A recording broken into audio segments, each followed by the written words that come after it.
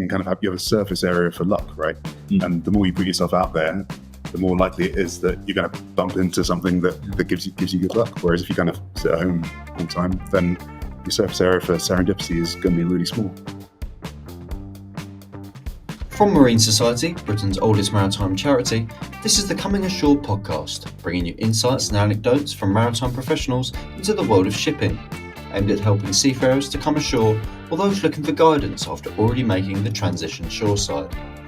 Coming Ashore is a mentor programme delivered in association with Maritime London, the ITF Seafarers Trust and Nautilus International. It looks to help seafarers secure employment in shoreside roles across the maritime industry. And now, let's get straight into today's podcast.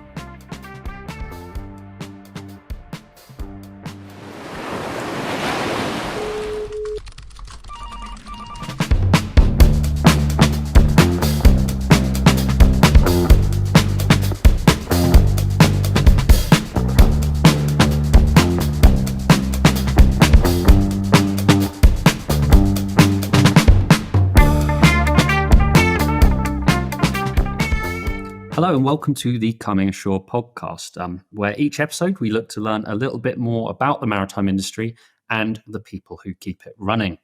My name is Will Fuller, and sat opposite me is one of my co-hosts, Nat Phelps.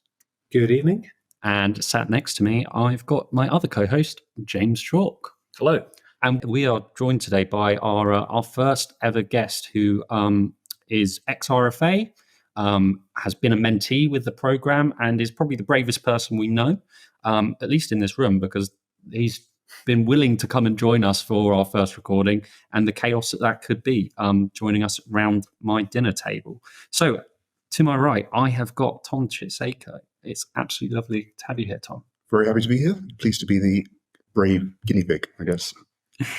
So, Tom, if you could build and name your own ship, what would you call it? What would I call it? Okay, so I like this question. I think it's a question which mariners should answer of themselves more frequently. And the way I like to come at it is, what kind of ship would you be if you were a ship? Oh, nice. So my favourite kind of ship is the old school trampers with kind of tween decks and derricks and bells and whistles. So that would be the kind of ship that I'd go for. What would I name it? I think if we're going down the kind of autobiographical route, I would go for my middle name, which is Moenda, which means wanderer, but also colloquially tramp. So fits the bill. That really does. I think I'd go for the Unsinkable Mark II, but that's just me. That'll just Classic stuff. So how did you get into the maritime industry in the first place? So I went to university to study international relations, so nothing to do with maritime there. I then went and worked for a lobbying company, kind of PR, corporate communications type stuff, immediately on graduating. So I did that for about a year. Again, zero maritime connection. And I guess I just saw the kind of like 9 to 5, get pissed at the weekend routine rolling out ahead of me for years and decades, and thought there must be more to it than this. So it was at that time where my housemates who I was living with were kind of bomb bursting. It just occurred to me that maybe maritime might be something to check out. So sent some CVs into some different firms and got a cadetship with the RFA, and the rest is history. Any maritime background in friends or family, or just something you completely found by accident? Yeah, so nothing that was immediately apparent to me. So my dad's an electrician, but it turns out that he actually worked on the Alala, which is a boat on Lake Nyasa, so Lake Malawi. So he had kind of been to lake, not quite the same as going to sea, but he had done a bit of a nautical background. And then actually it emerges that on my mum's side, there was a bit of kind of Canadian Navy stuff as well. So again, these weren't things that were really jumping out at me, but maybe there is something to the whole thing that it's in your blood to want to do it. Who knows? I mean, it's really interesting that you just sort of made that change. But was there something that brought maritime like to your knowledge? Because it doesn't, having not been directly like family or related, you know, what made you realize it was an option as a career? Because a load of people don't. Yeah, sure. I guess you're either up for a bit of an adventure or you're not. Yeah. And if you are, it's one of the few careers where you really can just set out into open horizon, and you don't really know where you're going to be from trip to trip and month to month. And that was exactly the opposite of the kind of rigid, constrained, rocking up at the same office every week, every day, suit and tie life that I was living in previously. So I guess at the age of 24, 25, which is how old I was at the time I made the call, there was something maybe contrarian in me that decided to just kind of flip the table over, do exactly the opposite to what I had been doing up to that time. And I guess maybe having done a bit of international relations at university meant that I had a bit of an international outlook as well, curious about the world and seeing bits of it. But no obvious kind of one trigger that led to that decision. It's interesting how many people do that, where they start and then go, oh, no, this isn't for me, and just decide to go for something complete. Because you did something similar, didn't you, Nat? You went and did, well, I'll let you tell the story. Yeah, very much so. I was a pub landlord for a couple of years. I originally wanted to go into the RAF, so I had a slightly different background, and it was sort of like, oh, what do I do now? No family background in it at all. Family cadetship, and just that sounds like fun. Just a lot of fun. It's an adventure. Yeah. Exactly like you said. You didn't end up in the RFA, for any chance? Didn't end up in the RFA.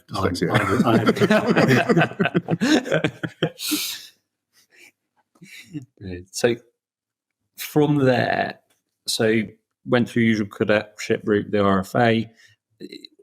What then took you? Where did you go from there to bring you to this dinner table tonight? Right. Okay. So, I mean, I'm a one company man as far as my seafaring background's been. I did all of my sea time with the RFA. They have been a great company to work for. I'm not working obviously for them now, so clearly there's other things that you can get out of life. But certainly at the time when I was doing my cadetship, there was no other company that, with retrospect, I would rather have been with. So my first trip, 2011, we were in Bahrain in the middle of the thick of the Arab Spring, trying to maintain the sea lanes in that part of the world, and playing a game of rugby that gets called off because of the tear gas that's getting blown through. So in terms of feeling that you're straight into in terms of what I kind of initially sought out, which was to kind of get away from the 9 to 5 and get into the world, I feel like it really kind of hit the nail on the head with that aspiration. And then it's fun to be doing a job where you can kind of occasionally see the people that you know, or certainly the work that you're involved in, turning up on the news. So things like the counter-piracy, the counter-piracy operations off the Horn of Africa were lines of work that we were able to support. The incentive was always, if you were to catch any pirates, then you could take them to the Seychelles. So that was always an inducement to try and find some. But sadly, we never found any in my time. But yeah, it's just fun to kind of like be involved in those sorts of like larger narratives that are out there. Absolutely. What was it like being in the centre of that?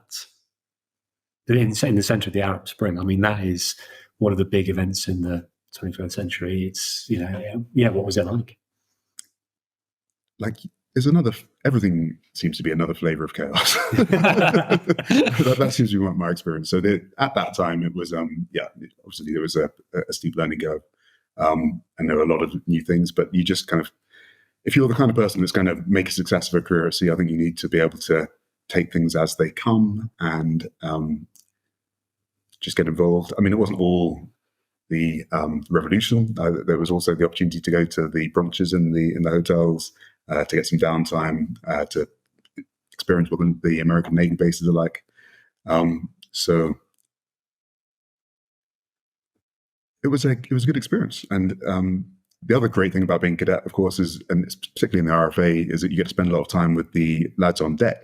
A lot of whom have spent whole kind of careers at sea. A lot of them are kind of ex-Matlows, ex-Navy. So they've got loads of great stories, loads of experience. And you can have a really good time just being on deck, practicing your seafarer skills and getting involved in replenishment of sea cereals. It's all good stuff, really, for somebody in your 20s. You get your food cooked for you, you've got laundry facilities there for you, and then you get large chunks of holiday to go and do other things and you leave. So the whole kind of package is really attractive, I think. No better way to spend your 20s. I bet some of those Matlows had some very, very honed seafaring skills, shall we say. We'll leave, A wide, leave it at that. a wide definition. What rank did you get to whilst you were actually at sea before we actually come ashore? Like, how long were you there? And Yeah, so it's 13 years total, or just shy of 13 years. My last role was in a first officer rank, working out of Navy Command Headquarters down the road in Portsmouth. And that was as the capability manager for the RFA's tanker flotilla. So kind of writing policy, a bit more management like, and that was kind of my segue to making the step ashore. More generally. I think that brings us quite nicely, really, onto like coming ashore, because that's quite an interesting sort of segue. I guess not many people have that chance to sort of have an in between role. It was something I did for a bit, where I was sort of jumping between the office and being on ships. I was doing a project implementing a new emergency response system for Carnival when I first moved ashore. So I did sort of a couple of weeks in the office, a couple of weeks on the ship. But, how did you find that initial move, and did you feel that helped you when you've then moved into your shoreside career since? Definitely. I mean, there's things like learning how to use the Microsoft Office suite, for instance. So getting your head around that is handy. And just figuring out whether or not the kind of the type of way of life that is the shoreside experience is what's for you. I've had friends who have had opportunities to come ashore, and they've come ashore for a short period of time, then decided they wanted to get back to sea because they want the big leave. They want to be able to kind of work hard and then have their time off. And it's not for everyone, or it's not everything, not optimal for everyone. So being able to kind of like dip your toe in and see if it's actually something which suits you is you've been fortunate to have that opportunity, and it's something which I'd recommend to anybody who's thinking about making the transition. Clearly these kind of decisions you make, when you talk about coming ashore, it makes it sound quite final. But plenty of people have come ashore, decided they didn't like it, and then gone back the other way. So it's something which can be experimented with, provided your kind of general life situation allows that sort of experimentation. Yeah, I think there's something I think we've spoken about, the three of us, and with other mentors on the Coming Ashore program, that you could very much frame it through this program as being that the end goal is to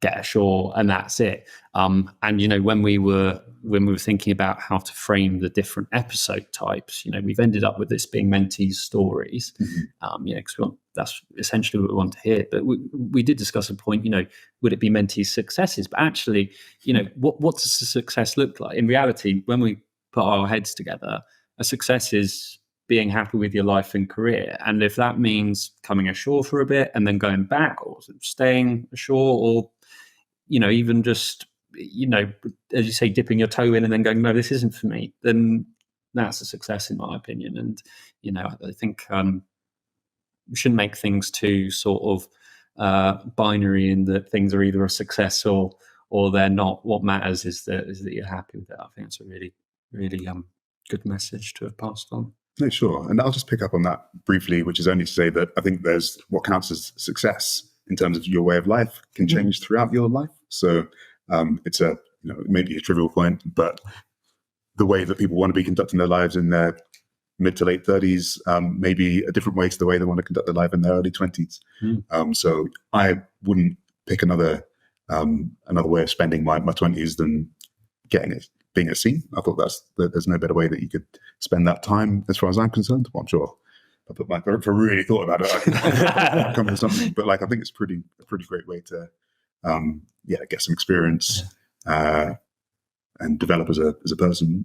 But once you've got if you've got a flat or you've got a property, you kind of you feel like you want to live in it, and the different things which might imply having a different arrangement in life being would be better or could be better. Yeah. So you've obviously been in a situation where you've got a bit of a blend through your role in Portsmouth. Mm-hmm. What made you then decide to join the Coming Ashore program to help sort of that transition completely, I suppose? Yeah, well, if I'm honest, I like to say, well, I like to just take any opportunity that's available, right? So if there's a opportunity out there for some free advice, why not? Why not get involved? It takes a little bit of being proactive, but normally you meet some interesting people, you can learn a lot, and you'll put yourself in a better position to make good decisions. So from that angle, it seems like a bit of a no-brainer. Yeah, for sure. You mentioned something to us prior to recording about doing something with the Marine Society during your A levels. What was that? It was an A level maths. So with the Marine Society. Yeah, sure, yeah. So how does I can't even imagine how that works. So sorry, do they have their own college? Yeah, so I think they facilitate sailors taking extra tuition if they choose to. Wow. So I did I stuck my exam at the Marine Society offices in London in their basement by myself because nobody else was doing A level maths at the time. Wow. But yeah, it's like there's a whole load of opportunities out there if you kind of know where to look. You don't necessarily have to look too hard. Maybe you just need to kind of get out there and start talking to people a little bit more, and you might realize what's available. So yeah, that's a good organization. That's really fascinating. Yeah, I think that's what you've said there, and also the example of doing your A levels in the basement in London, which sounds a bit weird in that frame, but is encouraging people to take the opportunities and seek out those opportunities because they are there. And I think it's very easy if you're in a certain position to be, whether that's at sea or even ashore, to feel that everyone else around you is progressing and luck falls in their favor all the time. But I guarantee you it's not luck, it's them exploring those opportunities, and probably 90% of those opportunities don't bear any fruit. Yeah, I agree with that. And I think that it's not to get too kind of podcasty, I guess, but like there's this whole concept that you can kind of you have a surface area for luck, right? And the more you put yourself out there, the more likely it is that you're going to bump into something that gives you good luck. Whereas if you kind of sit at home all the time, then your surface area for serendipity is going to be really small. You can kind of you have a surface area for luck, right? And the more you put yourself out there, the more likely it is that you're going to bump into something that gives you good luck. Whereas if you kind of sit at home all the time, then your surface area for serendipity is going to be really small. I was asking how about her story as at an event, and that's exactly her response: is that you make your own luck. You if you keep pushing for chances and opportunity and explore those, then it's funny how often that comes across to others as being lucky, but it's a lot of hard work, really. Yeah, definitely, and I think it's good to then find those opportunities. And before we moved on to sort of future opportunities, I don't mind you getting a bit podcasty because this could do some sort of like professionalism in here at some point. You're not free next month. Do you want to take over? Get some cold beers in the fridge. That is a lot more professional than what we've provided. So we're thinking about opportunities then. So you've moved shoreside, and can you tell us a bit about the role you've moved into now and how you found it? Is it interesting? And do you see yourself staying there long term, or are there any other areas of the industry that you find interesting? I know that is 5 questions in one, but take them on one. Yeah, sure. So I actually found it through the program. Okay. So my mentor, I've had a couple of mentors, but the approach that the particular one through this program provided was that he just gave me a really long list of all the potential people that I could be applying to. I added all of them on LinkedIn. I had a look through the jobs that they're offering, and there was one which came up, which was a navigational risk analyst role. So that's my title now. And what it entails is we're obviously in the middle of this energy transformation that's happening across the world. There's huge volumes of infrastructure, wind farm infrastructure that are being rolled out, and tidal, etc. other renewable sources that are being put out into the world's oceans. And my job is to try and help ensure that happens in a way that doesn't jeopardize the safety of navigation. So when people are required to do when the developers are required to do their environmental impact assessments, there will be a subsection within that is a navigational risk assessment, where you look at the behavior of ships and you look at the kind of maritime situation generally speaking, and then you make an assessment. I work with a colleague who's kind of a quantitative and probabilistic risk expert, so he does a lot of the programming and modeling side of things. But between us, we're able to make a qualitative and quantitative assessment of the risk effect of a particular development, and give a kind of thumbs up, thumbs down for the national authority in terms of whether or not they should be approving that as a way forward. So not what I had specifically set out to do, but actually really fascinating. Yeah. It's been very interesting to kind of use some of that A-level maths that I picked up earlier I mean, I'm nowhere near the level of the probabilistic guy that I work with, but at least you know a little bit of the same kind of language. So that's interesting in itself. It's good to be able to try to fight the corner for mariners' interests, because obviously the developers are trying to roll out large volumes of, they don't just want to install as many wind farms as they can, but it's nice to be able to kind of at least try to articulate what would make sense from the seafarer's perspective, and what might not. So it feels like worthwhile work. And I'm on Team Renewables when previously it was all Team Hydrocarbons, right? So from in terms of the energy transition that we were on, I'm hopefully on the right side of history on that side too. Yeah. But that all came from it being in an email from my mentor, a company that I'd never heard of before. It's fairly new. It's kind of a combination of companies, but it would never have occurred to me to look at it. But because of a kind of good fortune event, I suppose, of making that connection with the mentor and then offering me a list of places to look, I think I'm one of the few people that applied for the job. that always helps. But it worked out. It's working out well so far. It's interesting because I was before we interviewed you, I was thinking, what is a marine consultant? Because it sounded such a broad thing, but I've got a much better idea now. That's good.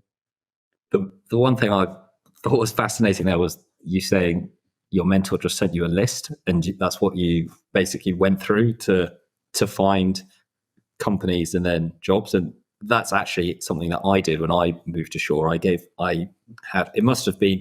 was pinned to my kitchen cupboards on the doors. I had a list of about 100 to 120 companies that I'd just sort of done a sort of radius search of maritime companies on the south coast of the UK, and just went through one by one looking at jobs. And even if it was that there was no vacancies, just trying to get a gauge of also what they did, because there's so many companies out there that it's anyone that says they know, all of the companies that you could possibly work for is lying to you.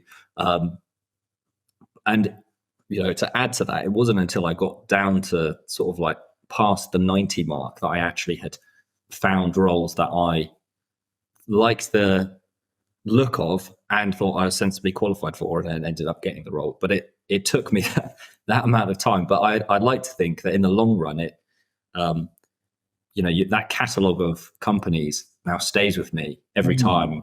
Every year I'm thinking about business or see vacancies. I now kind of also know what they roughly do or what I've crossed off the list. So it's interesting that was also an approach that you followed as well. And it's I'd advise others to do that especially if they're coming ashore or if they're still at sea. Is you have no idea where you're going, start by making a list, because just by doing that is a great step to understanding what's out there.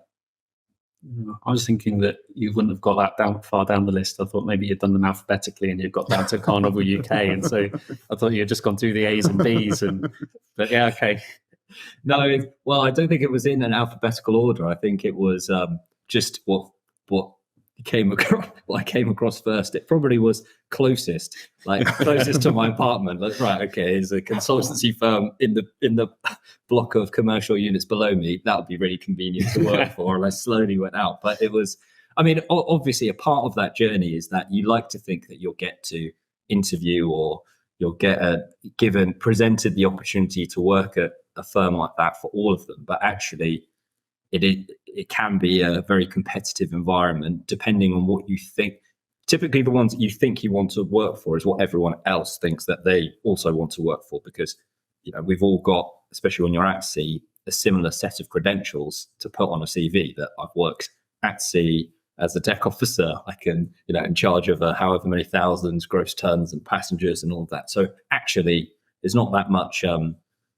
When you then yourself reflect on what skills do I have and what roles do I think, we probably all come to quite a similar target. And so, obviously there's some disappointment on that journey, but the more you go through, the more you realize that there is a huge spectrum of opportunities out there that are tailored to your unique skill sets as an individual, which is what we touched on in previous episodes. It's reflecting on you as an individual. You're unique, and you have a unique blend of your past experiences before being at sea and being at sea that makes you a unique candidate. So it's just refining that and finding a role. Yeah. Sorry, go ahead. Colton. Okay, no, I really like that. I think that there's you can, I think you're right that if you're in charge of a watch, that entails certain things, and it's not an endless list of activities that you do necessarily as up to a certain point as a deck officer, although there certainly is some diversity across the different types of maritime operation. But I suppose you could interpret that as a good thing insofar as it means that you can reflect on what personally gets you excited and what you're personally interested in, and then that gives you a way of navigating that search space, that list that you drew up, to try and identify, as well as the ones that are closest to you, the companies that you feel that you might have the best connection with and that might resonate best with you. So no, it sounds like a really sensible, systematic way to go about it. And I think that the point that it will stay with you and will give you that background awareness for the next step and the step after that is an important one as well, because it's not the end of the journey when you come ashore. It's just the next step along that path.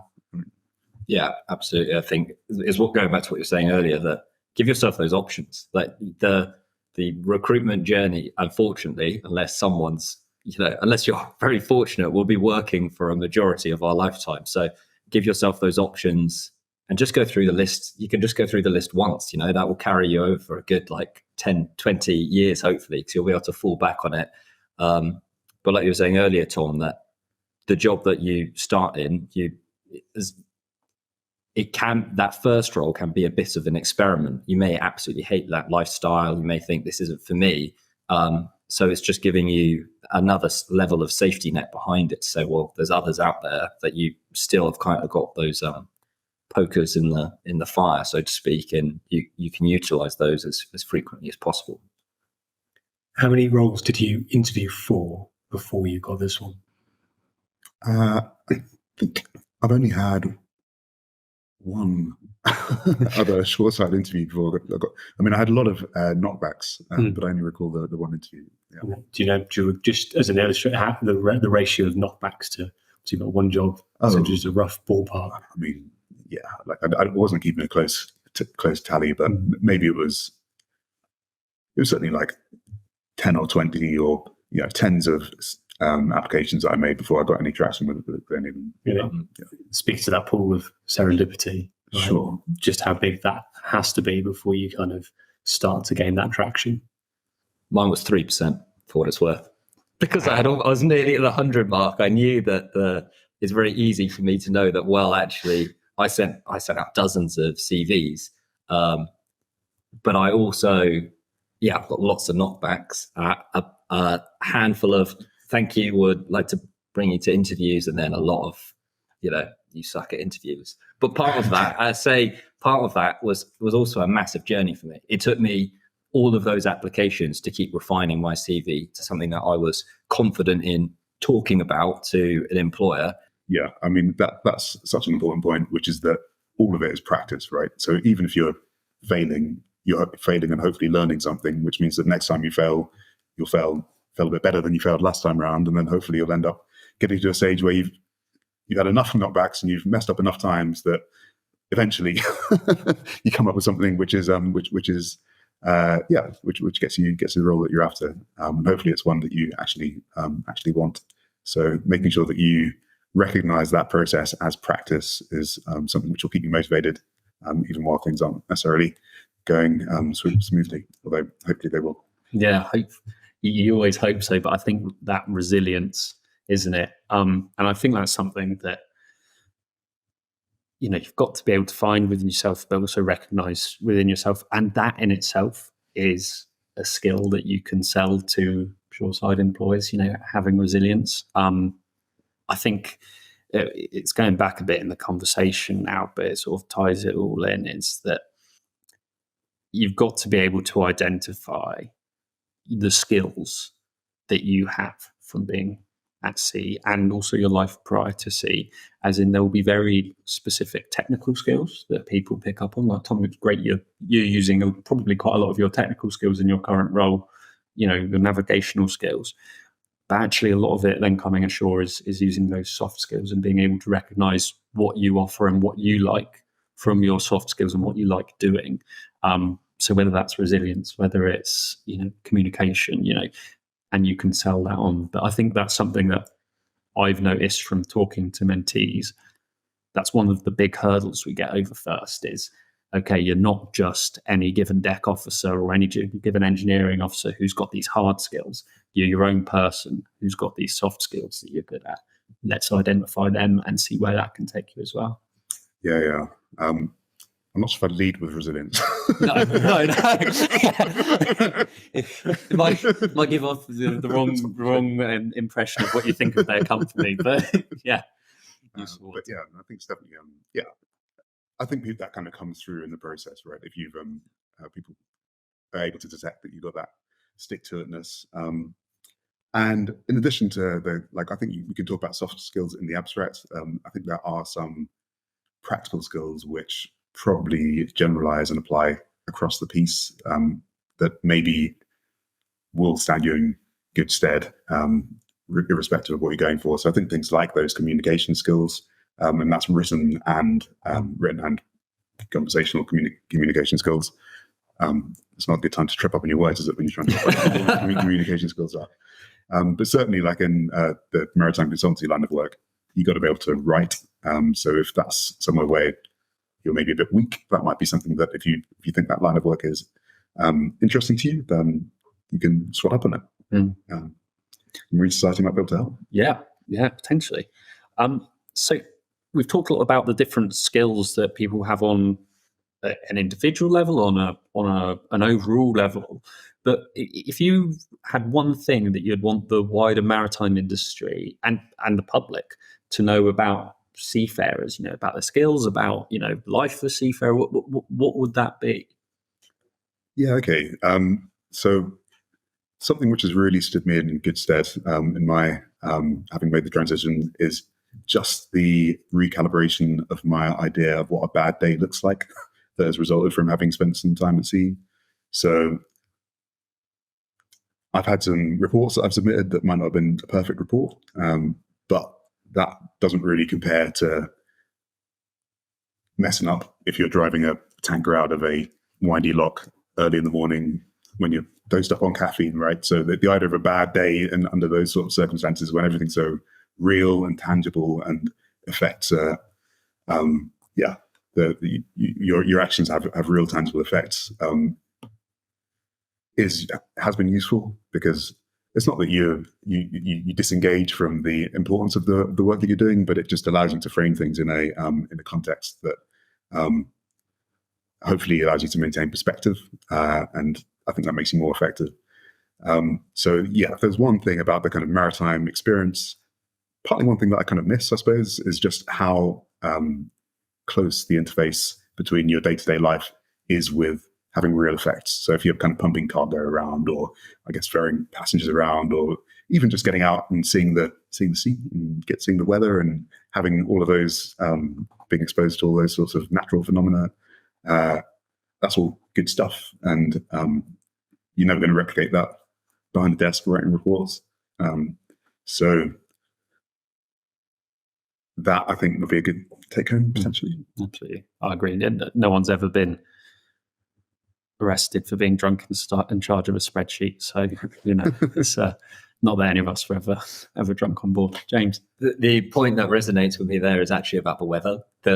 At sea, you experience weather, right? You actually are in the middle of it, and your home, your world is quite literally being rocked around in the weather. Whereas I do find it's funny. You look out the window, and the weather that we've had in the UK recently has been appalling, but you're still there in like a warm, lit office with it just coming against the glass, just thinking this is such a detachment from what used to be my reality. I think that's what I always laugh about, is there's someone out there driving a ship in this, and how different those experiences are as such a juxtaposition. that was really, really interesting to talk to you, Tom, and I wish we could just keep going for all evening, really, because I really enjoyed it. But we are probably going to have to wrap it up just to keep people going on with their lives, really, because otherwise I don't think they want to listen to us for the rest of it. But I wish we could. Before we go, do you have anyone that you think we should speak to next? Yeah, interesting question.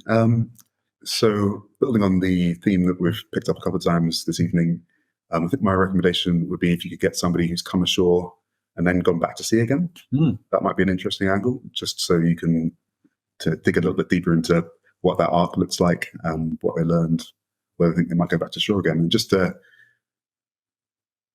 make it feel like less of a final move as well, just to try and dial that down a little bit, because I think life is kind of an iterative process. Hopefully you're experimenting and learning, and that's what makes things interesting. So anything which emphasizes that it's not necessarily a one-directional process, and that there's scope for pivoting and changing your mind is probably a good thing. I think that's a really nice note to leave the whole conversation on. So thank you so much for joining us, Tom. Maybe in the future, if we come up with some more questions to get you back on, and we'll definitely try and get a guest that fits your suggestion on a future episode. So yeah, all I can say now is thank you to everyone for listening to us. Thank you to Nat and James for helping with hosting. Thank you very much for having me again around at your house. You're very welcome. Thank you very much for feeding me the soup. You're very welcome. You can see whether you're still saying thank you in a couple of hours' time. Let it go down a bit first. Yeah, thank you for joining us. We hope you enjoyed listening, and we'll see you in the next one.